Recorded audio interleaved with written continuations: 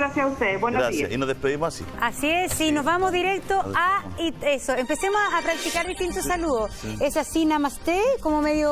Namaste, de yoga. Con yoga y todo eso. Bueno, vamos a tomar contacto con dos chilenos que están viviendo en carne propia el encierro, la cuarentena en Italia.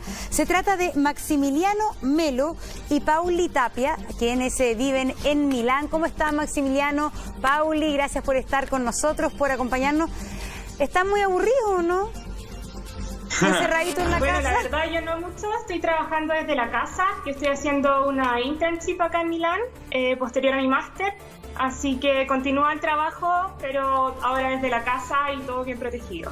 ¿Y cómo se hace para vivir en la casa? Porque aparentemente no hay que salir. Hay que salir lo menos posible. ¿Cómo se hace con el tema de la alimentación? Bueno, de cosas básicas, de repente los remedios, pero la idea es no salir ni siquiera al supermercado, ¿no es cierto?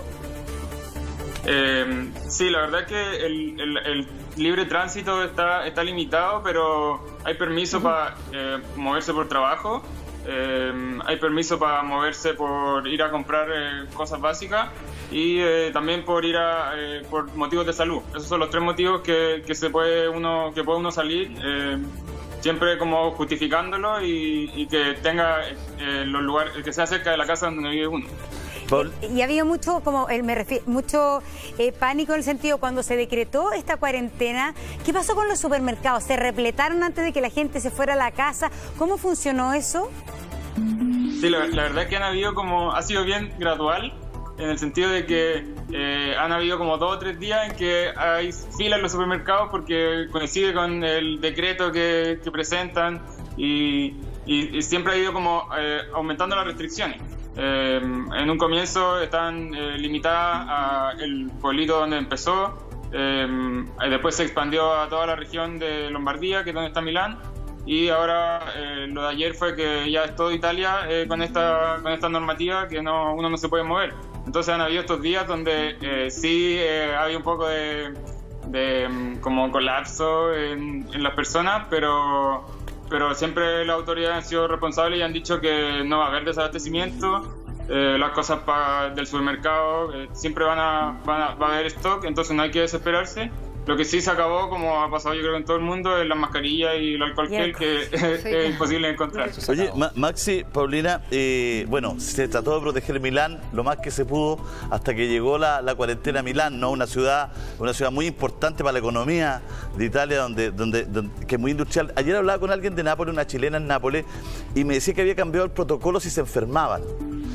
Si se enferman, si tienen síntomas, hay que llamar a la asistencia para que los vayan a buscar. No pueden ir ustedes caminando o por sus medios. ¿Es tan así la información? ¿Por qué no nos relata ese protocolo? Claro, la verdad el protocolo ha ido un poco por etapas, porque cuando llegó acá el virus, que fue un viernes, todavía se creía que era muy en zonas, pero obviamente estamos en pleno invierno y todo el mundo está resfriado o algo así. Entonces la emergencia fue en un principio que cualquier persona que tuviera algún síntoma de coronavirus, ya sea fiebre, tos o algún tipo de resfrío, siempre por teléfono. Por lo tanto, del día 1 nos dijeron no vayan a los servicios de salud, porque los primeros contagiados y las primeras partes donde empezó a propagarse fue porque la gente fue a la urgencia y contagió a los médicos y a los enfermeros que aún no sabían que era coronavirus. Por lo tanto, siempre desde un principio fue hablar por teléfono. Incluso, por ejemplo, yo tengo un seguro de salud, mi seguro no cubre coronavirus porque tengo que seguir el protocolo si es que yo me enfermara cualquier resfrío, siempre con el protocolo de llamado al teléfono. Pauli, hola Pauli, buen día. Hola. Yo me acuerdo de ti, te conocí de cabra chica en la Florida, porque conozco a tu mamá, la Marcela y a Marcelo.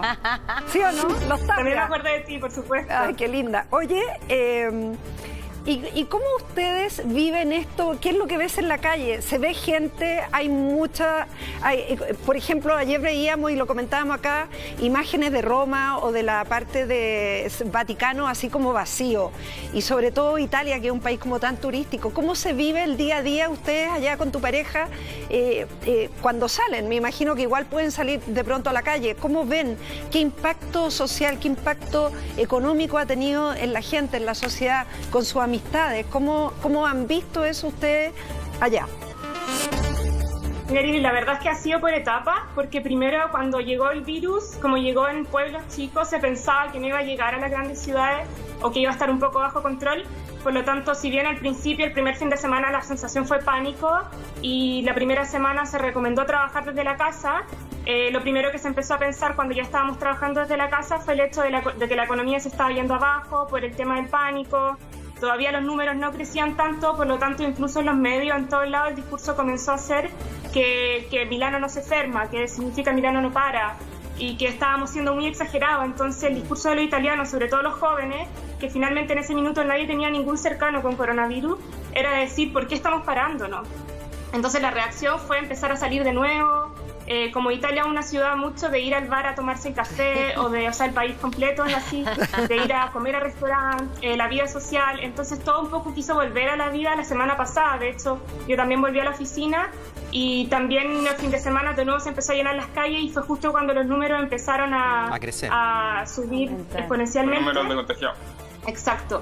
Y de ahí hubo que tomar esta medida extrema, que es el último decreto que se tomó a partir de esta semana, por el hecho de que si es que a la gente no se le obligaba a parar, la gente no estaba dimensionando la gravedad de lo que era salir a estar en contacto social.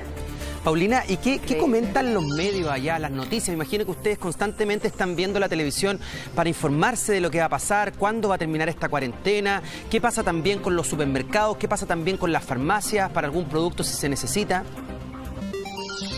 Sí, tratamos de estar siempre informados por lo mismo, porque es mucha la incertidumbre o la curiosidad por saber lo que va a pasar. Sí. En la noticia tratan de estar como comunicando siempre estas nuevas decisiones de gobierno que son del día a día. Es una cosa que siempre hay algo nuevo.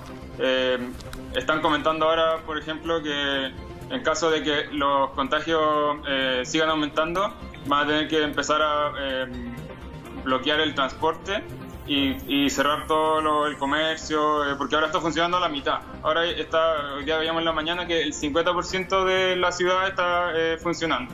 ¿Ya? Pero siempre han recalcado que las cosas de básica necesidad nunca se van a detener. Entonces no han hecho un llamado a abastecerse por 2 semanas, ni mucho menos, pero sí ahí está como idea de que hasta el 3 del próximo mes dura el decreto, y al menos hasta esa fecha hay que mantenerse en la casa.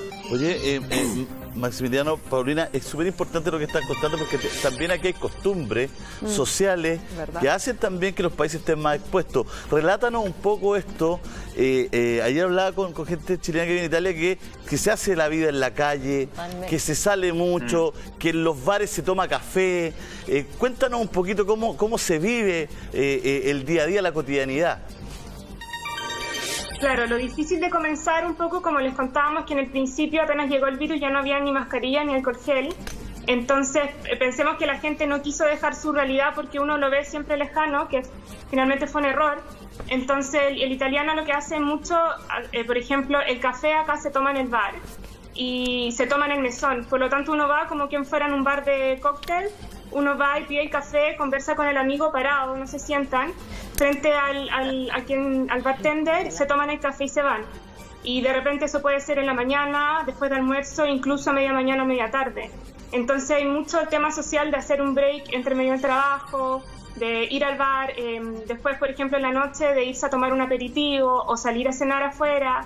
Por lo tanto, la vida se hace mucho afuera. Acá los bares a veces son centros sociales. Por ejemplo, la gente mayor, sobre todo los mayores de edad, se juntan en los bares a tomarse un café y ahí se sientan y pasan horas. Por lo tanto, esto de tanto contacto, y sí que no teníamos el alcohol gel, no teníamos las mascarillas, hace que finalmente este es un virus muy contagioso y se esparció muy rápido. Paulina, el llamado de cuidado, claro, es para toda la población, pero llama la atención en el mundo que Italia ha tenido la mayor cantidad de afectados, sobre todo de muertos. Ayer fue el día donde se suman más muertos desde que comenzó el coronavirus. ¿Hay especial llamado de atención para los adultos de la tercera edad, por ejemplo, el adulto mayor? Porque probablemente sea el grupo de la población más propenso a infectarse y lamentablemente a morir. Sí, de todas maneras.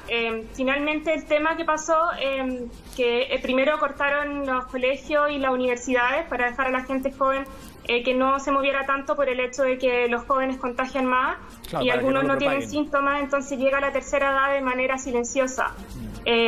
Como ustedes saben, Italia y Europa tienen mucha población de tercera edad, por lo tanto es súper serio el hecho de que les llegue la enfermedad porque con ellos es muy fuerte y lo que está pasando ahora es que los centros de salud ya están colapsados con la asistencia respiratoria. Entonces, si bien a la tercera edad desde un principio fue quedarse en casa, fueron los que estuvieron golpeados desde un principio porque el resto de la gente no tomó conciencia. Entonces, por ejemplo, ahora yo aprovecho esta ocasión para decirlo también en Chile, nosotros los jóvenes no estamos arriesgando nuestra vida y mucho por eso pasa que la juventud dijo, no es tan grave, es un resfrío más, es una influenza más. Y finalmente con la gente que nosotros tenemos contacto, los primeros 14 días que probablemente ni siquiera sabemos que tenemos un virus, podemos estar poniendo en riesgo a nuestros abuelos, a nuestros papás y finalmente eso es lo delicado de este virus. Ese llamado súper importante. Sí, es súper importante que lo hagas tú también, Paulina, que eres joven. Es súper importante que te escuchen, yo creo, porque es una cosa que hay que internalizar súper bien. Oye, y no se critica mucho, los italianos no están criticando mucho, no sé, al gobierno, las autoridades, porque parece ser que, no sé, 640 fallecidos en un país desarrollado. Parece que aquí hubo como harta negligencia por parte del sistema de salud o que le bajaron el perfil al virus y es por eso que están teniendo la crisis que están teniendo. Sí, hemos podido ver tal cual lo que dice. Yo creo que pasó que se demoraron mucho en tomar las decisiones los primeros días. Y hubo como ida y vuelta entre esto es grave o esto en verdad no es tan grave. Entonces ahí como que hubo una semana entera, un par de semanas que yo creo que tomaron decisiones equivocadas y pasó que se expandió por toda Italia. Claro. Pareciera ser, Maximiliano, Paulina, que costó determinarlo, ¿no es cierto? Costó como diagnosticar lo que era efectivamente este virus, el coronavirus, y la verdad que por eso se expandió también esta enfermedad.